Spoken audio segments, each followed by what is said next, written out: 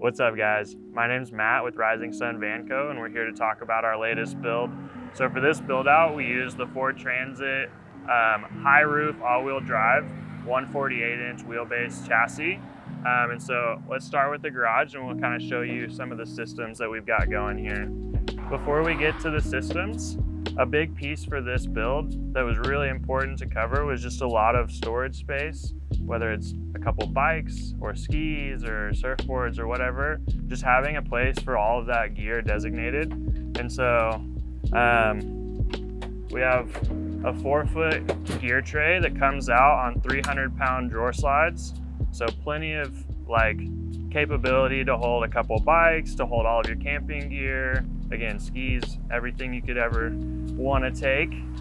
And so just as easily as it comes out, it goes back in.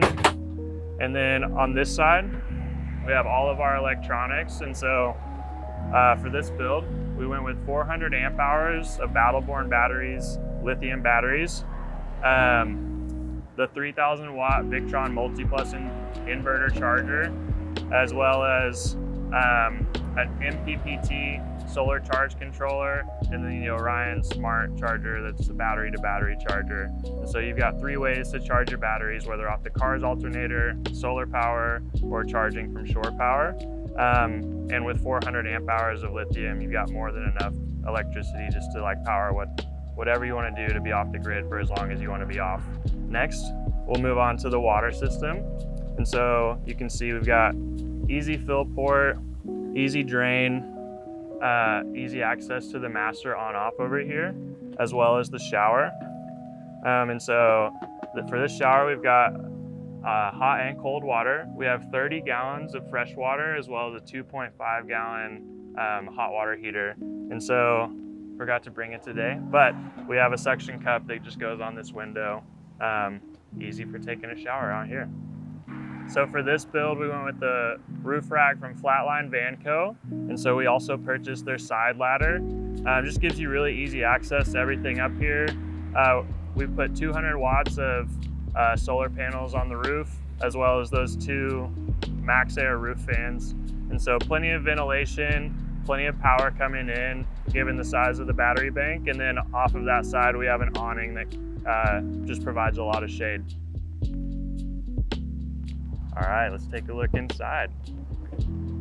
So for this build, like I mentioned, we're on the Ford Transit 148-inch wheelbase.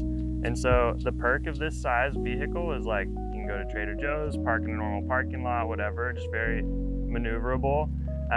But it comes with a lack of space. And so a big piece was to really maximize these swivel seats, 180 degrees, just to provide, along with our bench seat, a really comfortable place for 3 to 4 people to sit down, hang out, just enjoy time with each other. And so we'll hop up in and show you some more of the stuff. So like I just mentioned, we've got this really nice bench seat that just allows a lot of space to sit, eat, catch up on work, hang out with friends, do whatever you need. We love this table from Lagoon Mount Tables. It just makes pivoting, spinning around, accommodating to whoever is sitting in whatever positions, just to be able to hang out.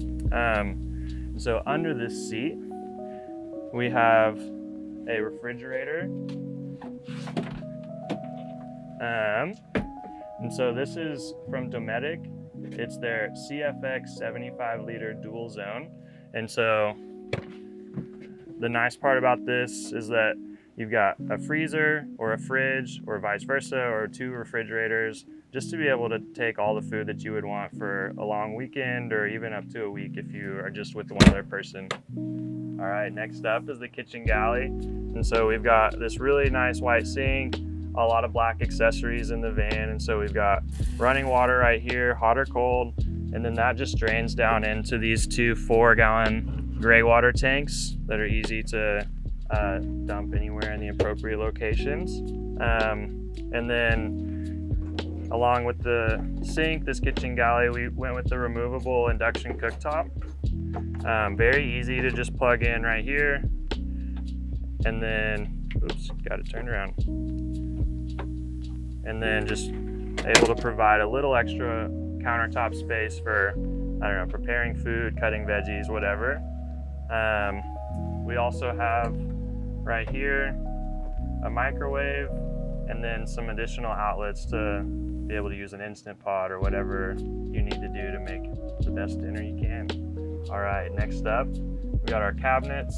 We really like just the white wood, the like lighter woods, like for the ceiling, this acacia countertop, butcher block countertop that we went with for all the counters in the van. And so with this whole side of upper cabinet covers, we're able to provide just a lot of like place to store like food, cooking utensils, like a lot of clothes in the back, and then another little like kind of spice cabinet here above this one. So next up, we've got heating and ventilation. And so for this build, we did 2 max air fans. The nice thing about those is that they can push air in or pull air out. And so with 2 of them, you can get a nice little circulation and ventilation going. And so lots of ventilation through those. We've got 2 bunk windows on either side of the bed, as well as the nice T-vent window here. So just a lot of capability to ventilate and get a lot of airflow going. The other part of the ventilation is heating. And so we went with the Eberspacher heater, and we put it right under the passenger seat. This heater runs off of gas from the gas tank, as well as the 12-volt system. And so really low draw on your gas. And so it just comes off of an auxiliary port from the car's gas tank. And I think it can run for about 20 hours off of 1 gallon of gas. So really nice. And then last up, we just have our bed, sleeping area. In this build, we were able to do a short queen. And so wall to wall, we have just over 6 foot of sleeping space. Like I said, we've got both bunk windows on either side, just allowing a lot of good cross breeze as you're sleeping, and the roof fan right above you. And so since it's a queen, 5 feet wide, honestly, like pretty spacious.